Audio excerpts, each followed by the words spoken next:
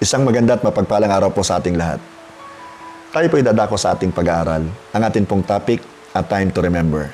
At ang purpose ng ating pag-aaral sa araw na ito ay malaman ang kahalagahan ng temang recounting God's blessing sa biblical perspective at magsilbing gabay sa bawat isa po sa atin. Ang title po ng ating pag-uusapan ay Reminiscing the Past. Reminiscing the Past. Doon po sa Book of Psalms, chapter 143, verse 5, nakasulat, I remember the days of old. I meditate on all that you have done. I ponder the work of your hands. Si Haring David na sumulat ng salmong ito was truly a grateful man. At kung babasahin po natin yung Book of Psalms, mapapansin natin na paulit-ulit niyang ipinagpapasalamat ang mga amazing things na ginawa ng Diyos sa kanyang buhay.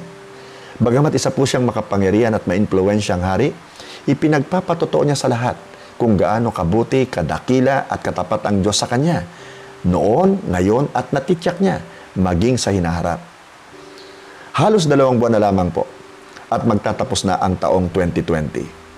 Panahon na para i-reminisce o alalahanin po natin ang mga blessings and favor that God has given us in the past. Amen. Okay, let's all consider yung acronym na PAST. P-A-S-T.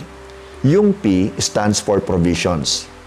Remember nang pumutok ang Bulkang Taal noong January this year, 2020? Kung paanong marami tayong mga kababayan ang nasalanta at kung paano ginamit ng Panginoon ang ating company, ang Light Microfinancing, para tulungan ang ating mga less fortunate na mga kababayan. Tapos, hindi pa man halos nakakabangon ang Batangas sa trahedyang ito. Remember naman how COVID-19 pandemic changed our lives. Nagsimula ito ng middle of March at hanggang ngayon, month of November na, naka-quarantine pa rin po tayo. Marami ang nawalan ng trabaho. Maraming companies ang nagsara. Marami ang nawawalan na ng pag-asa. Marami rin ang binabalot na ng pangamba at takot na ma-infect at mamatay gawa ng COVID-19 na ito.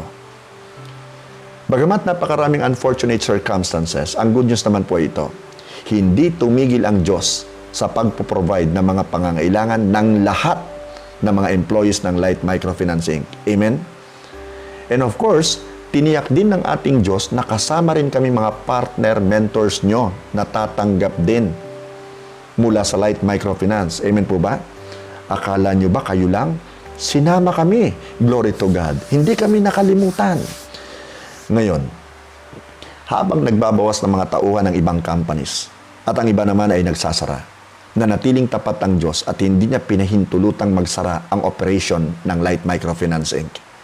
Kamangha-mangha talaga ang ginagawa ng Diyos sa Light. Hindi niya tayo pinagkukulang in the middle of this uncertain, trying, and difficult times. Pag inisip natin itong mabuti, yung mga kaganapang ito, mapapalundag ka sa pagpupuri at pagpapasalamat sa Diyos sa kanyang unconditional love na ipinaparanas sa atin. Ngayon ang best time na i-reminisce natin ang kanyang amazing and rich provisions sa ating lahat. Because truly, God is our Jehovah Jireh, our provider. Yung letter A naman po, sa word na past, stands for absurdity. Meaning, senseless, foolishness sa Tagalog po, kahangalan, kalokohan. Panahon na upang i-recall at itama ang mga pagkakamaling nagawa po natin sa past. Amen? Mag-reflect tayo sa pagiging absurd ng ating pag-uugali, ng ating attitude, ng ating karakter. Habang ini-enjoy natin ang blessings at favor na ibinibigay ng Diyos sa atin bilang mga employees ng Light Microfinance Inc., I do believe it is but fitting and proper to show respect and demonstrate an attitude of gratitude. At bilang pasasalamat, ano ba naman yung pagbutihin natin ang trabahong ipinagkakatiwala sa atin? Remember po yung Colossians chapter 3 verse 23? Madalas ko po itong isineshare sa inyo. Whatever you do, work at it with all your heart, as working for the Lord, not for human masters. Furthermore, dapat po maging doubly aware at maingat po tayo sa magandang image na nire-represent natin bilang mga employees ng Light Microfinance Inc. Isang institution na nagtataguyod ng biblical values at nagpapakilala kay Jesus bilang tanging tagapagligtas. Sa Book of Proverbs chapter 18 verse 6 nakasulat, a fool's lips walk into a fight, and his mouth invites a beating.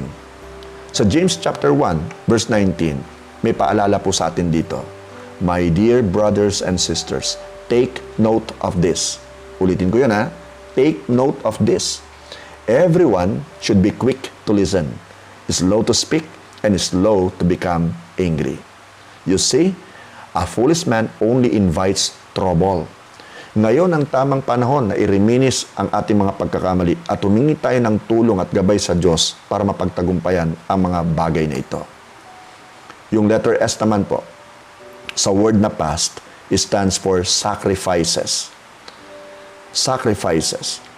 Dapat din po nating kilalanin at pasalamatan ng mga taong nasa likod ng ating achievements. Sila ang mga nagsasakripisyo sa front lines. Sila ang ating mga magigiting na loan officers na ang dedication at commitment sa trabaho ay hindi po matatawaran. Mga frontliners and loan officers ng Light Microfinance Inc., saludo po kami sa inyo. Maraming salamat sa Diyos sa inyong passion at dedication sa gitna ng bantang panganib sa inyong pong kalusugan. Tuwing kayo po ay pumupunta sa inyong respective areas of responsibility. Kung hindi dahil sa tapang nyo, na i-monitor ang loan payments, malamang na malaking halaga ang mawawala sa koleksyon na makakaapekto naman sa overall operation ng Light. Tunay ngang napakagandang pagkakataong ito na alalahanin ang inyong sacrifices.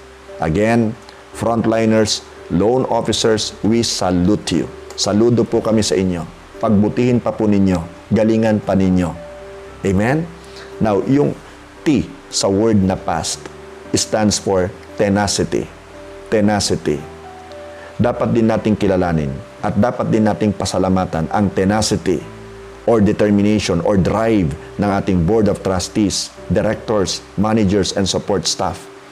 Sila po ang mga kinumisyon ng Diyos na pangunahan, suportahan at patuloy na itaguyod ang ministry ng Light Microfinance Inc. Alalahanin natin ang kanilang katsagaan, ang kanilang dedication, ang kanilang commitment at determination na sa gitna po ng pandemic na ito ay hindi pa rin sila tumitigil sa paggawa ng paraan sa pagkakaloob ng ating mga pangangailangan. Maraming salamat sa Diyos sa kanilang mga buhay at marapat lamang po na patuloy natin silang isama sa ating prayers. Amen? Bagamat nararanasan pa rin po natin yung matitinding pagsubok sa taong ito ng 2020, tulad nga ng epekto ng pagputok ng Bulkang Taal, pananalasa ng COVID-19 at ang lupit po ng kararaan lamang na Super Typhoon Rolly, nananatili pa rin pong tapat ang Diyos sa ating lahat. At tayo ay dapat magpasalamat sa Kanya at pinagkalooban niya tayo ng mabubuti at may mga ginintuang pusong mga leaders. Indeed, Light Family, we are so blessed. We are so blessed. At ngayong we are remembering their goodness and kindness to us, mag-isip tayo ng paraan kung paano natin sila mapapasalamatan. Doon po sa 1 Thessalonians chapter 5 verse 18 nakasulat, in everything give thanks, for this is the will of God in Christ Jesus concerning you. Tandaan po natin itong mabuti. A grateful attitude is a form of worship itself. And again, let's not forget, let's never forget to include them in our prayers. Amen? May natutunan po ba tayo? Can we now close in prayer? Tayo po'y manalangin na. Dearest God and Heavenly Father, we thank you for allowing us to reminisce the past. Although ngayon lang po kami nakakaranas ng ganito katitinding pagsubok, we are so grateful na kahit po minsan, hindi mo po kami pinabayaan. Kahit minsan hindi mo po kami iniwan.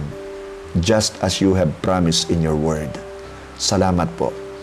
Nagpapasalamat po kami sa paggamit mo sa Light Microfinance Inc. na nagsisilbing iyong instrumento para matanggap namin ang mga provisions mo. Salamat po. Salamat din po sa iyong pagtutuwid sa amin due to our absurdity. And Lord, sa mga sacrifices po ng aming mga kasamahang loan officers na nasa front line, salamat po sa kanilang mga buhay. Patuloy mo po silang ingatan. At Lord, wag mong ipahintulot na isa man sa kanila ay mapahamak. And of course, we thank you for giving us kind and very supportive officers. Thank you, my Lord, because we know and we do believe that our labor is not in vain. May you continue to protect us all and prosper the works of our hands. In Jesus' name we pray. Amen May the Lord bless you and keep you. May the Lord make His face to shine upon you. May the Lord be gracious unto you. And may the Lord turn His face toward you and give you peace. Shalom. Amen. Keep safe, everyone. Stay strong in the Lord and in the power of His might. Glory to God.